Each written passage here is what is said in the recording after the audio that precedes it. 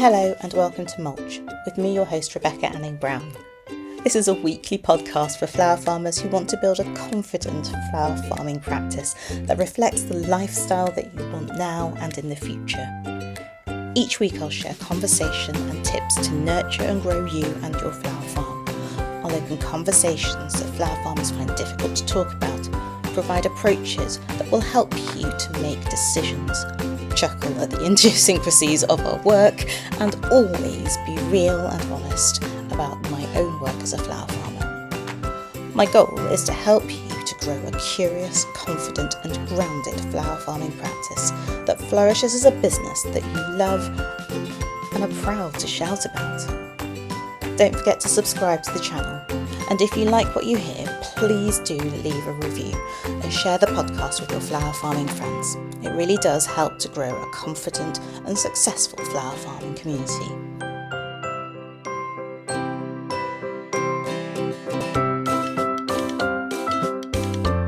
Hello and welcome to Mulch.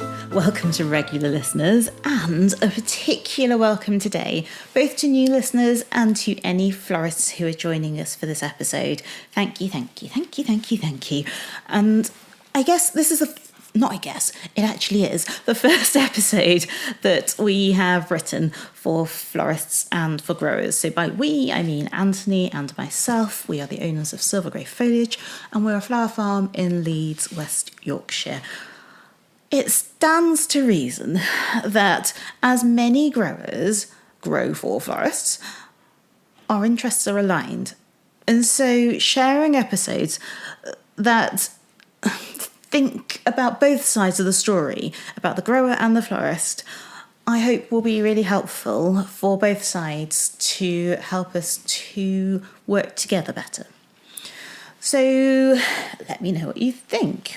So just to check in with where we are at the moment, this episode is going out on Monday the 25th of March 2024.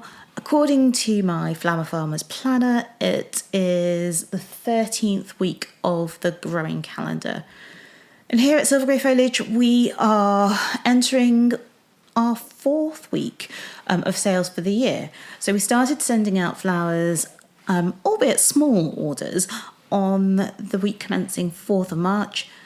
That is the earliest that we've ever had flowers going out. And it feels really good to know that all of our work at extending our season is working.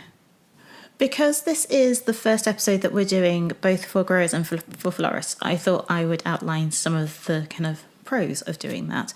So growers, lots of the things that I'm going to talk about in today's episode are things that you might consider highlighting to your customers. And florists, these are some of the reasons, just a handful really, of the benefits of working together with your local grower. So it's about both of you being able to see the benefits, both for sustainability, but most importantly, for the outcome of your businesses. I can see from the numbers that there are lots of new listeners. Thank you very much for joining us and for subscribing to the podcast as well. Because of that, I'm going to do a quick potted history to explain why I feel qualified to talk about this. So here at Silver Grey Foliage, we are in our 5th year of growing. Our business is urban, so we are in the centre of Leeds. We rent a field that's about 15 minutes away, so that's prime time land in Leeds, and it's expensive. We mainly offer wholesale flowers and foliage to florists locally here in Yorkshire, and then by post around the UK. And over the last season, so in the 2023 season, we cut and sold 80,000 stems. So our aim for this year is to increase that. We're always looking for new customers, but we always recommend and ask that you look for your local grower first and see if they can satisfy your needs before you come to us. So I guess you could ask the question, why is this important? Why do I want florists to be able to buy from their local flower farm? And why do I want growers to be offering more of their product to their nearest customers. Okay, for those of you who don't know me, I'm always quite careful to point out the caveats and the practicalities. And that's because I'm a pragmatist and a realist. I'm not an idealist. So I understand completely that there are flaws in every system. So what are the obvious caveats and practicalities? Well, the first thing for me to say, I guess, is that I do think that wholesalers, rather than local farms operating on their own, are the future for British growers and for British florists. It is the easiest way for us as growers to make flowers more accessible, our flowers more accessible to you as florists. And growers, for us, I also think it's the way forward because it reduces the administration. But what it doesn't do is reduce the variety that will be available for our florists. And the reason for that being that actually the sooner there is a central point, the easier it will be for people to specialise in the flowers that they enjoy growing. So if you enjoy growing fillers, you grow fillers. If you enjoy growing kind of fluffy wafty bits, you grow fluffy wafty bits. You enjoy growing foliage, and so on and so forth. So I do believe that that is the way to make everything more accessible, so that we grow what we like growing, we share those with the wholesalers en masse, and then the wholesalers distribute them to our florists. I think it's difficult. I am not going to cover money very much in this podcast, but it's important to be aware that the infrastructure and the supply for British flowers to achieve this to a greater extent, and I do mean a greater extent because there are obviously out there British wholesalers who do predominantly or even solely British flowers. So whilst I know that they're there, the infrastructure and the supply is not sufficient for all florists to get their flowers from there. And so I'm mindful that there's still some development and investment required in that area. I also know, and it's important to point out, that there are plans for at least 2 regional hubs, one in Scotland and one on the south coast over the next 18 months or so. I'm looking forward to seeing those get off the ground and to see them grow and distribute to more florists. And hopefully that will make life easier for our florists too, and for the growers, because you grow and you deposit in one place, job done. Taking these caveats into account, in reality, it's no great surprise that the majority of florists use a combination of British flowers and flowers from further afield because of access, because of volume, and those are the 2 main reasons that I come across from newer customers. So I'm not a purist. I'm happy to put my hat in the ring on this one. I would love to be, but it's not yet possible to be a purist in my view about British flowers. And I say yet because I do think the day will come. So I guess my next consideration is about what the benefits of buying from a local grower are. So my top 2 have to be variety and freshness.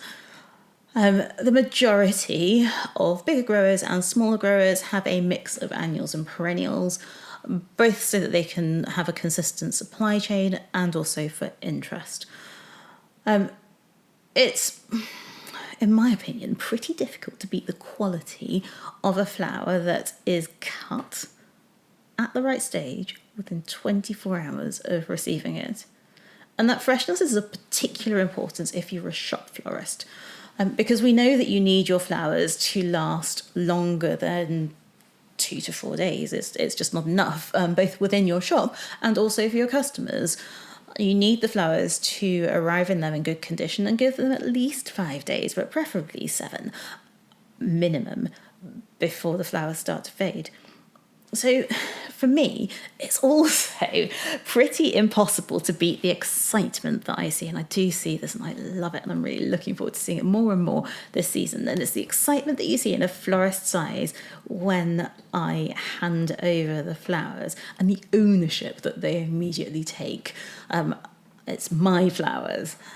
And that stops you from becoming bored of all of your work, of your materials, of raw materials for the work that you do. So that's why variety is so important to me, because it gives you as a florist that excitement. It gives you that kind of childless sweetie shop kind of view of the work that you can do as you pick your favourite flowers, or your favourite fluffy bits, or your favourite bloom to do your work. That excitement in what we do, especially when you work for yourself, should never end. So my third thing is scent. I was really sad, and one of our florists told me that she had stopped smelling flowers until she started buying from us again. And we all know that the first thing that customers do when they receive flowers is shove their noses in them and smell. It's a natural response to look and be wowed and to sniff and hope for the sense of fresh blooms. Now, have you ever noticed when you're in the supermarket that people pick flowers and they put their noses in, they have a sniff, and then there's visible disappointment? So when you deliver a bouquet or British flowers in an event or a gift, the first response is completely different when it's with British flowers. I call it the double sniff. So that first sniff doesn't really expect anything. And the second one is longer, almost a snort, when customers and their guests try to inhale all of the perfume in one go, because they're not used to it. They're not used to receiving or seeing flowers that are beautiful and smell good. I'm such a big fan of the double sniff. I know that when people look with wide eyes and they do a double sniff, like, my job is done. It's all good. So scent is incredibly important because flowers are about senses. Texture is a tactile bit, but we use our eyes to see it rather than feeling it with our hands. The scent is for our nose, the perfumes of the flowers, and for our eyes, it's just a wow. Okay, so next on my list is learning. So we're at point number 4. And I don't mean that I will teach a florist how to do the flowers. That's not my job. My job as the grower is to learn what my customers like, the colours, the textures, and the characteristics. I then take that learning to my planning and my research to look for and now grow more of the flowers that will bring that excitement, that will offer the characteristics for the work that you guys do. And in the same way that I learn from florists every time, and I have a good look at what's on the benches when I go into a florist workshop, florists can also learn from us as growers. Yes, I do think you can, because you can learn about the varieties that you didn't know about because they're not available on the Dutch market. Often that's because of the qualities of the petals, in that they don't travel as well, or it's difficult to hold them back for as long. But sometimes it will be that we know what will do well out of water in summer and what will do well in water in summer, what will cope for 3 to 6 hours in a bouquet, but what, if you need it to last for the whole day, will really need a water source hidden somewhere. Which flowers and foliage will do really well out of water completely. Those are characteristics and qualities that we as growers should be familiar with and should be able to help and support and advise you with, especially where we're supplying flowers that aren't necessarily standard or amongst your current expectation. And it's that knowledge that can enhance your work as a florist, because if we share the right details, you can choose something your customers have never seen. You can work with something interesting and different all the time. It's one of the reasons that buckets are fun for us to put together, because it means that you will have flowers in there that you know, and there will always be something that you've never seen before or heard of. And that broadens your expectations of what to ask for. The stem counts are good, and I understand the control that gives you both over your budget and over design. I think there are benefits to working both ways, but I'm just mindful of just kind of plopping that in there. Plopping. Oh, I like that word. Anyway, most important of all for me is the relationships that I build. I build relationships with other growers and also with florists. And when we work together as a grower-florist duo, it forms a friendship. It's not just about the flowers by that point. It's about a general. It's not just about the flowers by that point. It's about a genuine interest in each other's businesses. It's about supporting local income and jobs. It's about wanting to see your colleagues succeed. It's about wanting to lift them high when you enjoy their product. It's about understanding the highs and lows of their world and being able to tell when they're stressed and be able to offer a hand or a hug or just a cup of tea. In building those relationships, we also build trust and confidence in both directions. For me, I need to know that when I say it's too early for my flowers to be used out of water, I'm not going to see them in an arch or a moon gate or whatever out of water, drooping and wilting in the pictures. And for you as florists, I know that it's really important to have certainty over the quantities of flowers that you have ordered. And so you need to be able to trust that when I, as your grower, say I have 100 stems of something, that I do have 100 stems. And if I don't, I'll tell you as soon as possible so that you can order from elsewhere.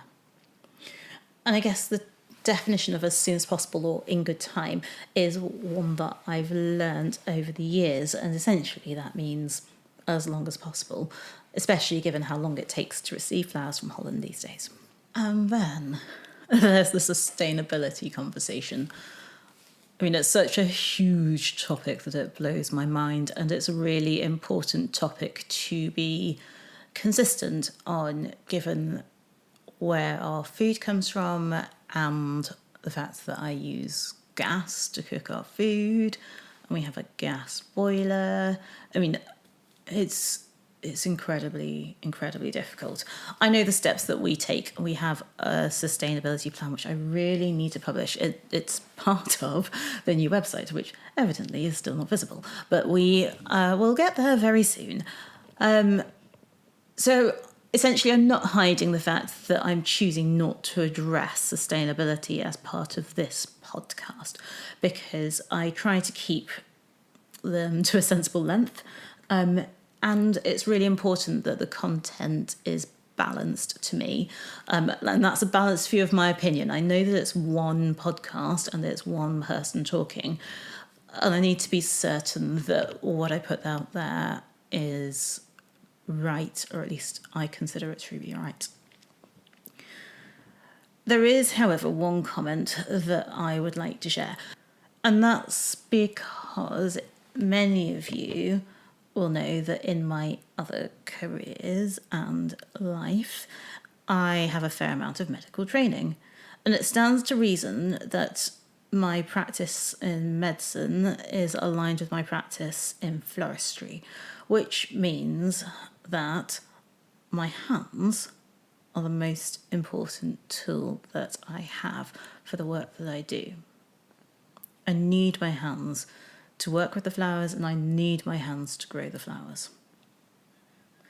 And so for me, I want to know that I will be able to use these tools without pain for as long as possible. Now, I I don't have the best skin, but since certainly in adulthood, it's been much, much better. And it's really, therefore, important that I look after it. And I know what it's like to go to work with hands and skin that are so broken that they are literally bleeding. It's flipping awful. And I know what it's like to need to and to have to do that day after day, again and again. And I wouldn't wish it for any of you. And so the thing that I would like to share from a sustainability perspective is the knowledge that I wouldn't want on my skin anything that will irritate it. And that means no chemicals. And I'm going to leave it there. Anything that would go on my skin that would knowingly irritate it, I won't use. And I know that that's the same for the majority, not all, but the majority of local growers. And so that's the part that I feel able to talk about now, because my hands and my skin are really important to me. And doing a job that I love means that I get to love myself too. All right, so I know that I also haven't talked about supply and quantities, and I've also opted not to talk about quality variation. And I know that if you take all three of those, the reasons that florists often are reticent to use British flowers becomes more complete. So if you're a florist and the first two, that's supply and quantities, baffle you as a florist, I am reoffering the workshop Flower Farming for Florists on Sunday, May the 12th at 9:30. If you haven't listened to the podcast before, you will know that I am painfully honest, and that's bound up in my professional registration. It's completely ingrained in me. And so I'm willing to admit that this workshop was advertised before Christmas, and it was supposed to run in January, and it didn't. And that's because of the level of interest. I don't know if that was timing or whether that was something else, but I had to cancel because a number of people present was not sufficient to make it a worthwhile workshop at £25, which is what I put it up as. Now, the reason I placed it at £25 was because I wanted as many florists as possible to be able to attend, and I didn't want cost to be a barrier. However, I have been asked by those florists and others whether I would talk to them about this, and so I am re-advertising the same workshop, but I am this time offering it at a higher price, so that's £50 per person, so that if the numbers are low, it is still a viable business option. And yes, I am teaching, I'm sharing knowledge, but it's also part of our business. So it's really important that the income justifies the time and the effort that's gone into creating the package. As ever, it's thorough, because that's what we do. So the question that's usually asked by people is, will there be a recording sent out? And the answer to that is yes, there will be a recording. I'm going to talk through the flower farmer's year in the workshop. I'm going to talk to you about how we order, how we pre-order, and the timings of that for a flower farmer. The timings don't change whether you grow 1,000,000 stems or whether you grow 100 stems, and that's why they're so important. And so are the costs that go with that and when those costs are incurred. And it's incredibly important that I share this so that you understand the priorities that we have to consider when we're choosing how and where and or whether to expand or not. I'm going to talk to you about why some crops are more expensive than others. I'm going to talk to you about land and rental and variation in that. And then I'm going to talk to you about why flower farmers hedge their bets. After that, I'm going to talk to you about ways to increase supply from your local grower. Because if supply is a key problem, especially in season, out of season, there's not much I can do about that sustainably. But in season, there are things that we can do. However, that takes a relationship. It takes that understanding and that mutual trust that I was talking about earlier. And then I'm going to talk about what I would grow in my garden if I was a florist. Because there are definitely things that I would plant in my own garden if floristry was our sole role and output. A lot of these things are in my garden, but many are also in the field. Within reason, I'm then happy to answer questions about growing and the knowledge that I have. And I do say within reason. I do think it's reasonable for you to ask why I think you should pay me for this information in the form of a workshop. And my answer is this. As a grower, I have paid you as florists at workshops and courses so that I can understand floristry. Whilst I've gained lots of skills, I have no intention of using them. However, for me, understanding the skills and techniques that you use helps me to understand the qualities of the flowers and the foliage that you need me to grow. Therefore, it stands to reason that understanding how growers grow and where the pinch points are and the challenges will help you to understand how to get growers to grow more and therefore how to improve your supply of flowers that you love working with. Okay, that's me for today. I would love to thank you all for listening. I really hope that today's episode carries you to a thought explosion and encourages both florists and growers to make new relationships. I really think that the way that we open up conversations is by starting them on a positive footing. And a large part of that is communicating openly and honestly with each other.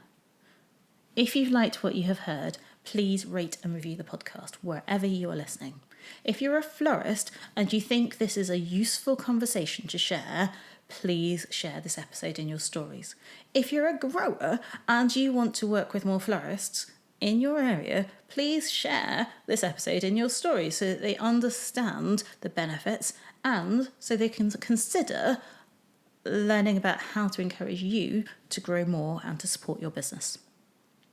I will be back next Monday with another episode of Mulch, talking about the practice of flower farming, the challenges, the joys, the idiosyncrasies, and all that goes with our wonderful world. Until then, have a great week. Rebecca. Thank you for listening to Mulch. I hope that you found it useful. To find the show notes, head back to our website where you'll find links to all the things that I've been talking about in today's episode. If you're on Instagram, you can find us at Silver Grey Foliage. I would appreciate it so much if you were able to share this episode in your Instagram stories. And if you are able to leave a review, it really will help more people to get on and grow. I'll be back with you next Monday to talk about more flower farming in practice. Rebecca.